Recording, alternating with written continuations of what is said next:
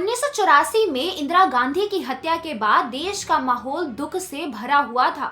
इसी माहौल में भारत को उसका नया प्रधानमंत्री मिला। I am young and I too have a dream. I dream of an India strong, independent, self-reliant and in the forefront and the front rank of the nations of the world in the service of mankind. Rajiv Gandhi young थे, modern सोच रखते थे।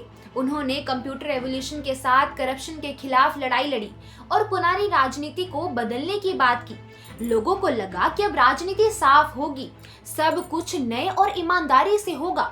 इसी वजह से राजीव गांधी को mister clean कहा जाने लगा, लेकिन उनकी ये इमेज ज्यादा दिन तक टिक नहीं पाई। 16 अप्रैल 1987 को स्वीडन के एक रेडियो चैनल ने एक प्रोग्राम चलाया जिसमें कहा गया कि स्वीडिश कंपनी एबी बोफर्स ने भारत को 155 मिलीमीटर की तोपें बेचने के लिए रिश्वत दी है। आरोप ये था कि करीब 1437 करोड़ रुपए की डील में लगभग 60 से 64 करोड़ रुपए का कमीशन दिया गया। सबसे दिलचस्प बात ये थी कि खबर भारत से नहीं, स्वीडन से आई थी और यहीं से दिल्ली से लेकर स्टॉकहोम तक हड़कंप मच गया। भारत को अपनी सेना के लिए नए आधुनिक तोपें चाहिए थी और इसके लिए दो कंपनियों में मुकाबला था, एक फ्रांस की कंपनी और दूसरी स्वीडन की कंपनी एबी बोफर्स। लंबी बातचीत, ट्रायल और रिपोर्ट्स के बाद 24 मार्च 1986 को भारत सरकार ने बोफर्स से लगभग 410 तोपें खरीदने का फैसला किया और उस वक्त रक्षा मंत्रालय की जिम्मेदारी खुद प्रधानमंत्री राजीव गांधी के पास थी। धीरे धीरे ये डील सिर्फ हथियारों की खरीद से आगे बढ़कर भरोसे और राजीव गांधी की मिस्टर क्लीन वाली इमेज पर सवाल खड़े करने लगी। लेकिन ये सवाल अपने आप नहीं उठ रहे थे, इन्हें सामने लाने वाला भी कोई था। इस खबर को भारत तक पहुंचाया पत्रकार चित्रा सुब्रमण्यम ने, जो उस समय स्वीडन में ही संयुक्त राष्ट्र में संवाददाता के तौर पर काम कर रही थी। जब स्वीडिश रेडियो ने बताया कि बोफर्स ने रिश्वत दी है, तब चित्रा सुब्रमण्यम ने खुद इन्वेस्टिगेशन शुरू कर दिया। उन्होंने धीरे धीरे 100 से ज्यादा गुप्त दस्तावेज जुटाए, जिनमें bank account details, payment records और कोडेड नाम शामिल थे। स्वीडन की तरफ से बोफर्स के ही एक कर्मचारी इंगर बैरेट ने भी ये बात रखी कि बोफर्स ने टॉप इंडियन पॉलिटिशियन तक रिश्वत पहुंचाई थी ताकि यह डील पक्की हो सके। यही रिपोर्ट्स और दस्तावेज आगे चलकर भारत के बड़े अखबारों में भी छपे। भारत में खास तौर पर हिंदू अखबार और उसके एडिटर एन राम और उनकी टीम ने इन डॉक्यूमेंट को सीरीज के रूप में पब्लिश किया और बोफर्स का मामला घर घर तक पहुंचा दिया। इसी से पूरा मामला धीरे धीरे खुलने लगा। इसी दौरान केंद्र की राजनीति में भी हलचल शुरू हो चुकी थी। उस समय भारत के रक्षा मंत्री विश्वनाथ प्रताप सिंह थे। इससे पहले वे वित्त मंत्री थे और बड़ी बड़ी कंपनियों की टैक्स चोरी के खिलाफ सख्त कार्यवाही कर रहे थे।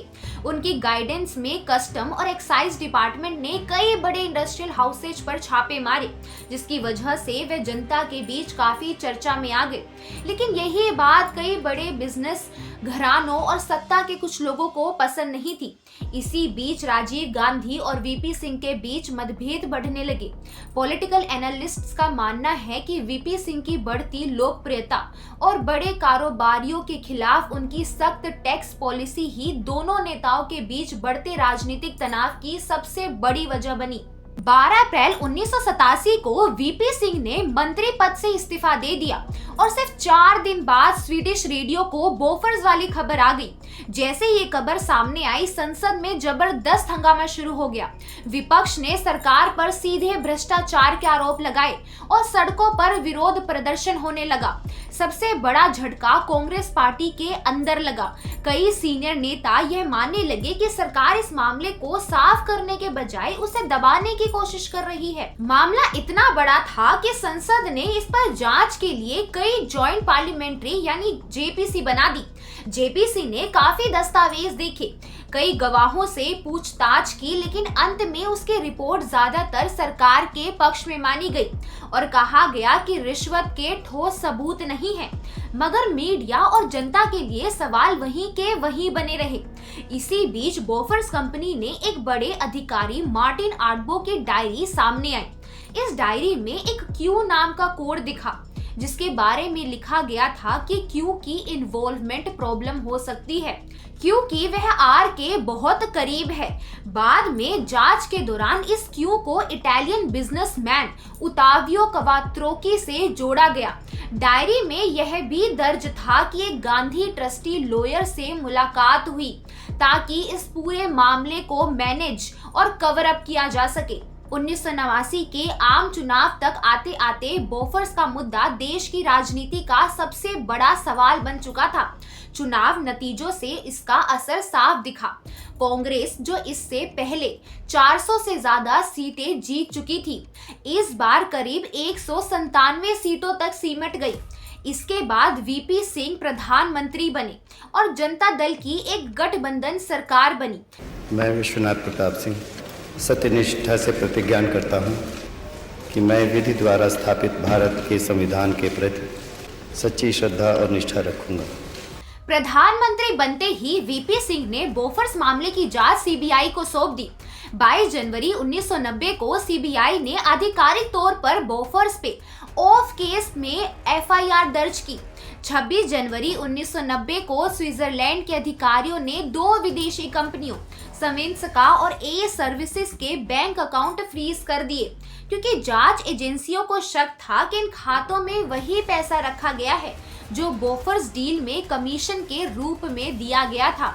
इससे पहले 26 दिसंबर 1989 को बोफोर्स कंपनी को भारत में भविष्य के किसी भी डिफेंस कॉन्ट्रैक्ट से बैन कर चुकी थी, यानी कंपनी को व्यवहारिक रूप से ब्लैकलिस्ट कर दिया गया था। उतावियो पर भारत में आरोप लगे कि वे राजीव गांधी परिवार के करीब थे और इसी नजदीकी का फायदा उठाकर बोफोर्स डील में कमीशन लिया गया। सीबीआई ने उतावियो के खिलाफ अरेस्ट वारंट जारी किए। भारत सरकार ने दूसरे देशों की सरकार से आधिकारिक रिक्वेस्ट की कि वहां मौजूद आरोपी को भारत भेजा जाए, लेकिन कानूनी अड़चनों और अलग अलग देशों के कानून की वजह से उतावियो को कभी भी भारत नहीं लाया जा सका और समय के साथ उनके विदेशी बैंक खातों में जमा रकम के रिलीज होने को लेकर भी नए विवाद खड़े होते रहे। इसके बाद भी सीबीआई ने सालों तक इस मामले की जांच जारी रखी।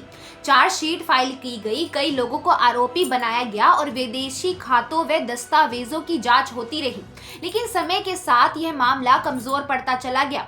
इसके पीछे कई वजह थी। सरकारें बार बार बदलती गई, कई अहम गवाह और आरोपी समय के साथ गुजर गए और स्विट्जरलैंड से आई कई दस्तावेजों को अदालत ने टेक्निकल ग्राउंड्स पर मजबूत सबूत नहीं माना। 2004 में दिल्ली हाई कोर्ट ने राजीव गांधी को इस मामले में क्लीन चिट दे दी, यानी कोर्ट ने कहा कि उनके खिलाफ कोई डायरेक्ट एविडेंस नहीं है जिसके आधार पर उन्हें दोषी ठहराया जा सके।